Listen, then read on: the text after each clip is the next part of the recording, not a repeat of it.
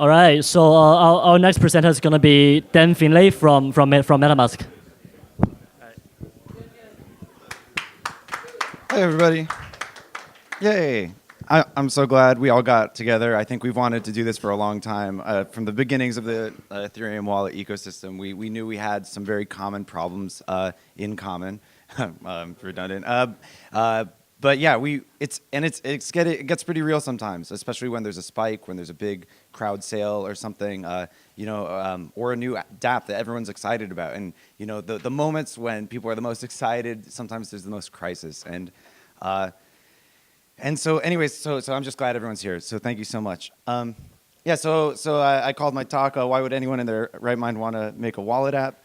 Just because I want to step back and I want to just before I dive into the details, and don't worry, I've got plenty of details to cover. I'll try to talk fast so we can talk about the various proposals and things that I talk about. But I just want to keep the end goal in mind. I'm in it for Star Trek. Until I don't see people, I don't want my wallet to. I don't even want to see the balance. I want to say tea Earl Grey hot, and I want a cup of tea, and I want to walk around and collaborate with all the great people of the world, and I don't want to feel like I have to, look away when I walk by someone in need on the street, and I want opportunity freely extended to the people who want to contribute to the world, anyways, I just think that so what do we have in common about blockchain? What does a wallet do? Why are we making this? What is the platform for? Well, I think that we probably all agree that crypto economics makes some things possible that weren't possible before. Okay, and I don't even care what you think those are. You don't have to have Star Trek. Maybe you're greedy. I think that I'm going to beat you to Star Trek. Okay, and users become much more important players in this new kind of network. Okay, this network has security on the edge, and so for the first time, security isn't. You're not just trusting somebody. Instead, the basic responsibility, the atomic unit of the decentralized web, is a key, and that's a big pain in the ass because nobody learned about asymmetric key cryptography in school, and so we have this obstacle for our users. We want them to have a key or have an account and not have to think about it and yet use it responsibly. What's that mean? Because once you have key ownership, you can have smart contracts, and then we can have all that cool social recovery, and we can have multi-sigs and all the amazing things. So if we can just get the keys, so what do we need there? Yeah, we'll have new kinds of cooperation. So here, I'll boil it down to the smallest thing that I think we have. I think the average user needs a secret on a computer they trust that can get their consent, their informed consent. That's the smallest thing that I think we have. So you need a computer you trust with a secret on it that can review things with you. And maybe review doesn't need to be a confirmation box every time. Maybe you can have a very strong implicit trust with something. Maybe you can develop relationships. Maybe you can pre-authenticate things. When I reach out for this bottle of water, I tell my arm to do it because I've done it a million times. I don't have to pre-authenticate because I might go into the power outlet, right? Because I have very good trust established with my nervous system, okay? So if you had one computer you can really, really trust and pre-approve and build this kind of established flows with, then you can do whatever you want. And then we can build new economies with that. I think this is kind of reflected in Tevano's, from My Crypto's article, The Future of Ethereum Doesn't Have Wallets. Right, because like we were saying in the last thing, we're trying to strip away the nonsense. We're trying to just get to the user intention. We're trying to get further from the nonces and gas and transactions. We're trying to get to where the user's just cutting straight through it all.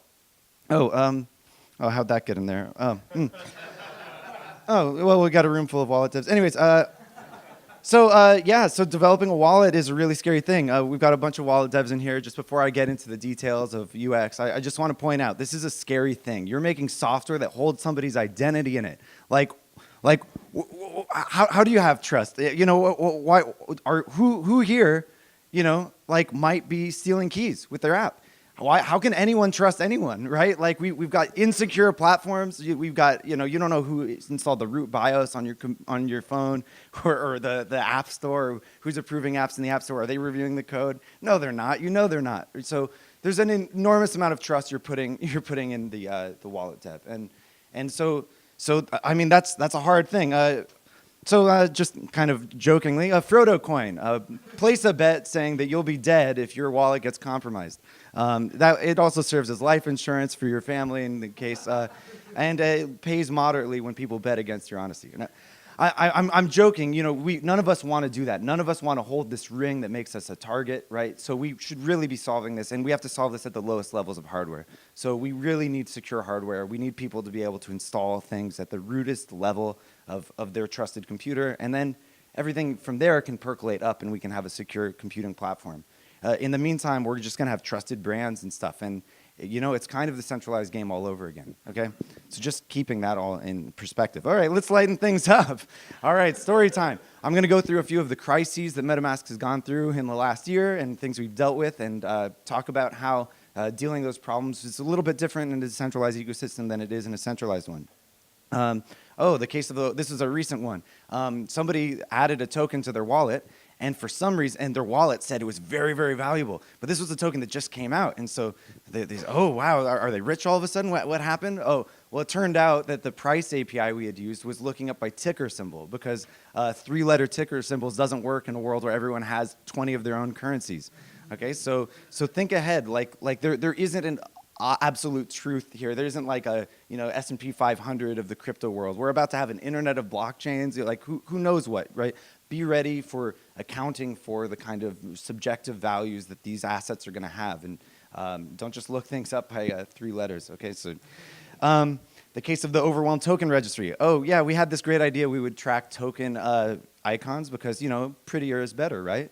Well, now we have a continuous backlog of token projects that want to be certified, get the MetaMask treatment, get your name in there, look really cool. We don't want to do that. This is the worst job in the world. I can't read everybody's webpage and white paper, and so it's really important that we establish some kind of community-driven way of implementing, or of adding these. One idea that I've had recently is basically the apps themselves should suggest their name and logo to the user, right? Because if they are on an app they already trust, you've established a credible trust line, and so then the user has an opportunity to just consent. It's not perfect, but as things mature, like going to ENS web pages and you're getting hash linked, well audited web pages that haven't been manipulated by like DNS attacks or whatever, this will become a more credible way to start adding all sorts of things, not just tokens, not just non-fungibles, potentially new account types, maybe networks, how to specify a new state channel, things like that. The case of users saying their backups don't work, get ready for that. Yeah, that's the worst thing. That's the worst thing about being a wallet dev, because if somebody says their backup doesn't work, you cannot verify it. Well, first of all, okay, they can give it to you, and then you restore that account, and you could say, well, there's nothing in this account. And if they say, well, that wasn't my account. Wow, so help us, right? So there's an onboarding issue. When you're putting this much trust in the end user, like, it's all cute to say, welcome in, blah, blah, blah, come on, lots of great promises, but there's a responsibility in joining the decentralized web. And so there's a gravity to it. I think that we have to really work on pairing the responsibility passing with the induction into this ecosystem. And it's really hard to balance. My crypto is like working the hardest with their like 50 splash pages of warning, but I think there's a high degree of information overload, and people just start clicking through. Everyone scrolls through our terms too, so that's a design space that needs a lot of help. Like, how do you include gravity with simplicity? How one button saved us from kitty hell.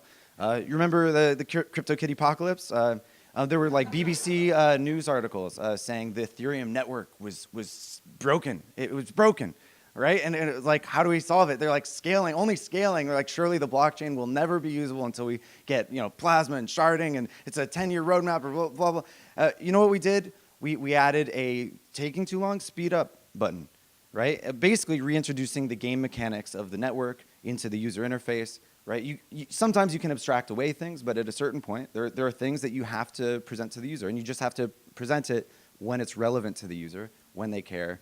And that one button completely ended that conversation. People use CryptoKitties all the time now. They still do it. People are building apps on top of CryptoKitties. No one's saying the network's clogged. It may be a little more expensive at times, and it fluctuates, but people are having a great time on CryptoKitties. They're having a Cambrian explosion. There's like genetic analysis going on there. Do you see these apps? It's incredible. The signature wars. Yeah. So first of all, you can't throw stones in a house of glass. I was part of the problem in the signature wars because I misimplemented Parody's signature method in the first place. And so then we had two different implementations of signature, and then we started adding typed data. So now people have to